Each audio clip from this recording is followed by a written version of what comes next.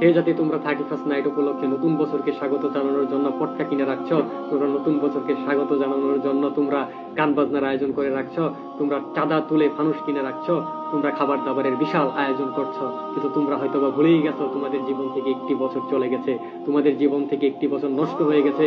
তোমরা হয়তোবা ভুলেই গেছো 31st নাইটেও মানুষের মৃত্যু হয়, তোমরা হয়তোবা ভুলেই গেছো 31st নাইটেও মানুষের ইমার্জেন্সি হসপিটালে নিয়ে যাওয়া লাগে, তোমরা হয়তোবা ভুলেই গেছো 31st নাইটে অনেক ক্ষুধার তাড়নায় সারা রাত জেগে থাকে, তোমরা হয়তোবা ভুলেই গেছো 31st নাইটে অনেক মানুষ শীতের কাপড়ের জন্য কষ্ট করে সারা রাত শীতে কাতরাতে কাতরাতে কাটিয়ে দেয়।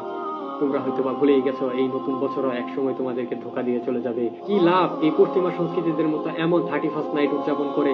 আসুন আমাদের শুভ বুদ্ধির উদয় ঘটায় আমরা সরকারি হসপিটালের ইমার্জেন্সির দুয়ারে দাঁড়িয়ে যাই। এই 31st নাইটে যতগুলা রোগী ইমার্জেন্সিতে আসবে আমরা তাদের পাশে দাঁড়ানোর চেষ্টা করি। আসুন রাস্তায় যে শীতার্ত মানুষেরা শীতে কষ্ট করছে 31st